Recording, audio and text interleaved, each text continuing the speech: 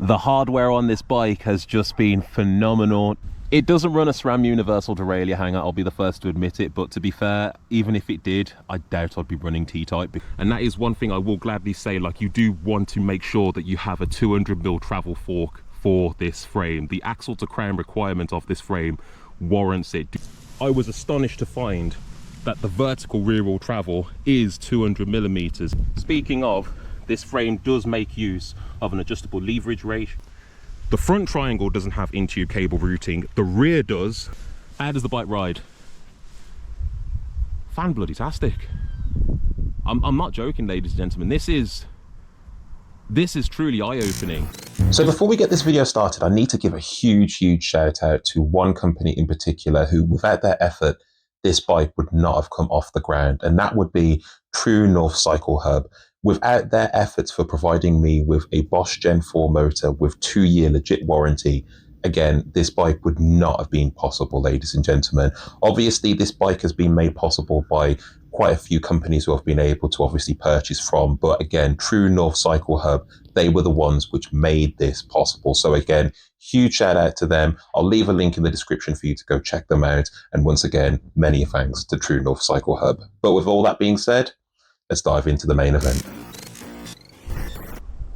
All right, so you're watching this video, so of course you guys are interested in finding out about this, the Exess E-Cross, a 200mm travel Bosch equipped carbon framed DH/freeride EMTB. I'm going to be completely honest with you, this bike has not only exceeded my expectations in relation to what constitutes towards freeride and DH riding, but more important, it's just blown me away as to what is capable, especially if someone puts their mind to it in terms of building up an electric mountain bike. This is truly something to behold, and whilst I imagine that there will be quite a few of you who will be asking the question, well, why haven't I heard about this EMTB? I will be that guy to say, you're hearing about it now. So keep a watchful eye. Obviously we'll go into the nitty-gritty in relation to this EMTB, my thoughts and experiences with it so far. Of course, if there's anything further you want to understand about this EMTB, I have created a thread on EMTB forum, the Exess E-Cross thread, so go check that out in case there's any information I put into that thread which doesn't get featured into this video. But nonetheless, let's have a deep dive into this bike, pros, cons, everything, and of course we'll obviously well, just stick around, because this could be that one bike in which you guys may be interested in buying and building it yourselves. So yeah. Okay guys, so what do you need to know? So again, this is the Exess E-Cross. This is a 200mm travel Bosch equipped carbon framed EMTB, powered by the Bosch Gen4. It is worth mentioning that this is the pre-2023 Bosch Gen4 motor, made evidently clear by the use of the Perion display, powered by a 625 watt-hour horizontal internal battery, removable by key, and 2 3mm bolts which secures the battery lid onto the downside of the down tube of the frame. Commenting as to the aesthetics of the bike, I gotta be honest with you, it actually looks pretty clean. Like, I was actually taken by just how nice the bike actually looks. Like, this is an XL. This frame does come in 3 frame sizes: medium, large, and extra large. This is an extra large. You're seeing the geo numbers of this bike on screen. We will talk about certain geo numbers of this bike, such as head tube angle and seat tube angle, because I know that's going to be things which will throw a lot of people off in relation to the application as to what this bike was designed for. But truth be told, I will gladly say this bike rides a lot better than what the geo numbers suggest. In relation to the components of the bike, ladies and gentlemen, this is the older RockShox 35 Boxer. It's 200mm of travel, and that is one thing I will gladly say, like, you do want to make sure that you have a 200mm travel fork for this frame. The axle to crown requirement of this frame warrants it. Do not be fooled. I've tried messing around with other lesser travel forks for this frame.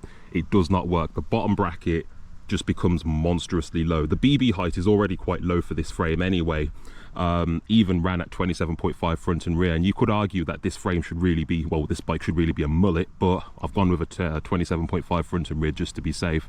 But like I said, 200mm travel, 27.5 or 29er. Out back we have a 230 by 65 eye-to-eye rear shock. I was actually taken surprise in relation to this, because usually when you actually see EMTBs and they declare how much travel it has, sometimes when it comes into another tester's hands, we actually measure them and it can be a little bit less. I took this bike to my suspension shop. I was astonished to find that the vertical rear wheel travel is 200 millimeters. In fact, my suspension chap actually uncovered something in relation to this frame which I was completely unaware of, but we'll touch upon that in a second. But like I said, 230 by 65, so 230 being the eye to eye and 65 being the stroke. Again, that gives 200 millimeters of vertical rear wheel travel. Speaking of, this frame does make use of an adjustable leverage rate. This frame is coil rated.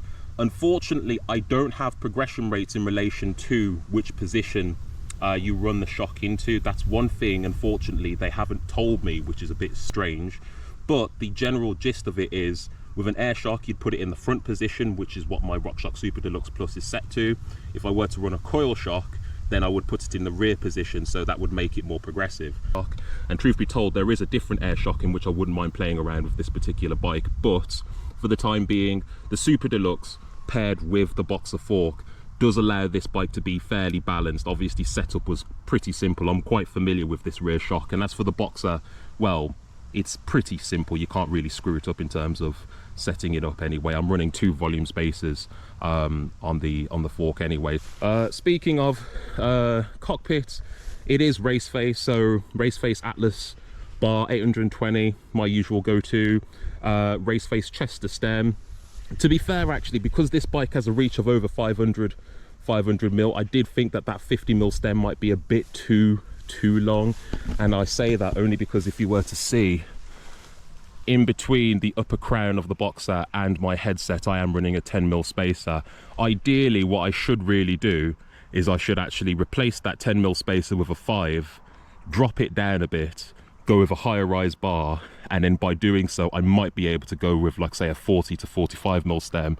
For the time being, actually, the setup is actually pretty comfortable, and it's actually quite high, so I do like that, and it does feel quite long. But having said that, though, that's something in which I might experiment with. But for the purposes of testing, I can't fault the Raceface Atlas bars. I've actually ran these bars before. The Chester stem, this is the first time, but to be fair, it does the job. I can't really complain. Brakes and drivetrain, it's all Shimano, Dior, and that's technically an SLX shifter, and I am running I am running a Dior mech. It's, for those of you who are familiar with my content, it's kind of a deja vu. I was running an SLX derailleur at one point. Because the BB height on this bike is so low, literally it just caught another rock, and you're seeing it on screen, ladies and gentlemen, the state of my SLX derailleur. Literally, like, do not leave a comment down below saying that it is repairable. It's a write-off. But still, decided to throw on a Dior rear mech just for testing. I can't really complain. This is a DH rig. I'm not even bothered about gear ratio in relation to this EMTB. Again, it's powered by the Bosch Gen4. You put this thing in EMTB mode or turbo mode, you're just gonna climb up anything. Come on, people. But again, shifting's been fine. Again, SLX shifter up front. The brakes, I won't lie, because I'm familiar with Shimano brakes, I know what my bleeding's like, so obviously, like, I can easily enough get the best performance out of them. I may swap out the levers, because those are 2-finger levers, so that's a poor choice on my part. But the calipers, sintered pads, rotors which work with sintered pads, this bike has enough stopping power. I was thinking about putting the SRAM Mavens on this bike, and that's something I may look into, I won't lie, although the upcoming build of a different EMTB, that will be using Maven brakes, but you'll have to keep a watchful eye as to that. Obviously, I'm always building, ladies and gentlemen, so that's something you can always expect on the channel. A couple of people have asked me in relation to dropper seat post. I am running a 200mm dropper in this frame. It's slammed XL, can't complain. There's been a couple of riders who have been a little bit taller than me. They have found a reason to inch it a little bit out of the seat tube. For me, it's fine with a 35 leg inch inseam, but when I say, like, there's been taller riders than myself, obviously every tall rider is going to have different leg proportions, so obviously, like, there's scope in order for you to put longer droppers if necessary, or shorter droppers if necessary. But like I said, it's fine. Cable routing regarding the dropper, everything, it's seamless. It doesn't have what's considered in-tube cable. Well, the front triangle doesn't have in-tube cable routing. The rear does. I know there's been a lot of people who build electric mountain bikes. They tend to go from the rear of the bike in terms of rear brake hose and route it through. I've never been that way. I've usually gone from the front and then go to the rear. And the reason for that is because I usually buy separate brake hoses in order to assess as to how long I will need, as opposed to going with a guess. I'll usually order, like, say 2 meters worth of brake hose or outer cable, and then trim off what I don't need. Hence the reason why, if you look at the front, obviously there is a bit of excess. You could argue that I do need to neaten this up, but to be honest, I'd rather have more than less, which would obviously like influence like any binding in relation to the frame. Speaking of, it is not using headset cable routing. I know that's something which a lot of people hate. I'm not even gonna go into that, but to be fair, it's not headset cable routing, so you're fine. Moving on. Bottle cage provisions. As you can see, the triangle is so wide. That's like a 700ml bottle. There you go. The one thing I have not put on this bike, which I really should do, is chain guide provisions. The Bosch Gen4 does have provisions for a chain guide. I will get one, do not worry. I've not dropped the chain, but I know that there will be a circumstance where I will one day drop the chain. So again, that is something I will put onto this EMTB. 165mm cranks. You could argue I should really go shorter, but for the purposes of testing, as well as my experiences with the Raceface AFX cranks, I've never had a problem with them. When I've put my my crank puller on there, they come out, regardless if it's on the Bosch motors or Bafang motors. They've just been fairly reliable and sturdy. I even went to the provisions of putting crank boots on these. This one's a bit scuffed up. I know the one on the left hand side, like that, is just tarnished as hell. Let's see if I can obviously show you guys. Yeah, it's just, yeah, low BB height, ladies and gentlemen. Like I said, it's you're asking for trouble. You can get different color schemes of this frame. When I actually spoke with the factory, they did say that they did have a red frame, and I thought, a red DH/free ride e-bike, I think that would be a bit too garish. You know what, let's just go for a little bit of a stealthy look and just go with the matte black finish. It looks a little bit glossy. That's because, again, just throwing a little bit of Gorilla Tape just to protect it in certain areas.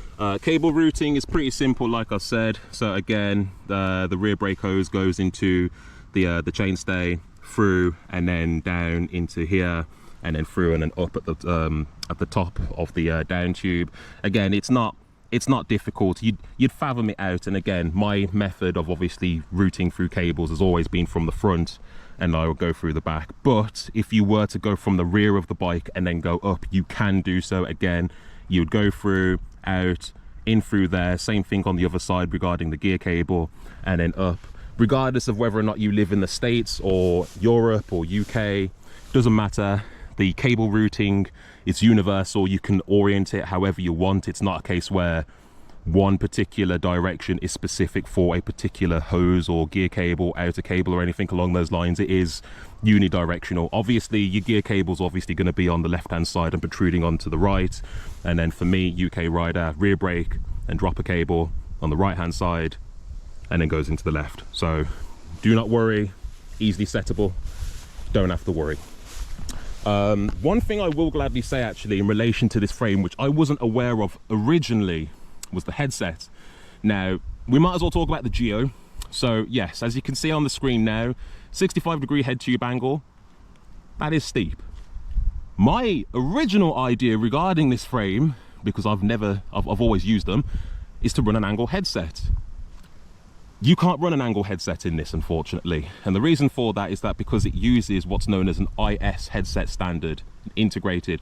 So of course, this doesn't use headset cups where you would press into the frame. The actual headset, the bearings of the headset, they rest inside the frame. So there's no method in which you can change the headset angle via an angle headset from either Works components or Superstar components, and you can't amend the reach by an adjustable headset. But like I said, this frame does ride, this bike does ride a lot better than what the Geo numbers suggest. Speaking of, actually, we might as well talk about that actually. So how does the bike ride? Fan bloody tastic. I'm not joking, ladies and gentlemen. This is truly eye-opening. The hardware on this bike has just been phenomenal. Nothing has come loose. it's, oh gosh, like the swing, everything is just secure. No issues regarding the axle, bearings and hardware. They're just being solid. Everything just seems well put together, ladies and gentlemen. It's crazy. The bike, in terms of its weight, you're looking at about 24.8 kilos for this XL, which it's not light, I'll be the first to admit it, but to be fair, I've got EMTBs which have less travel than this and are significantly heavier. And I say 24.8 kilos, that's with e-bike specific tires. Just want to throw that out. So again, not light, but XL, carbon, 625 watt-hour battery, e-bike specific tires. Front wheel is a Sunringle Duroc SD37. The rear wheel, I pulled that off one of my older Canevos.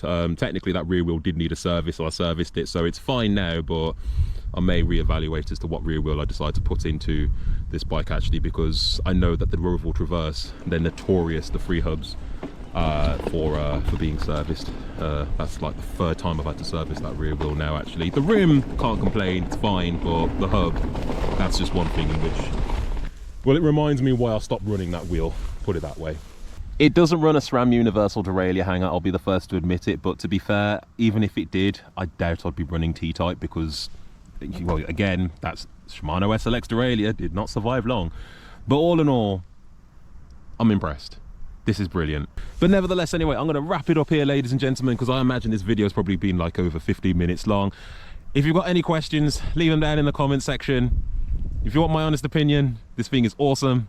Until the next time, guys and girls, take it easy, stay safe, peace be the journey, hashtag FABT, and I'll catch you in the next one. Peace out.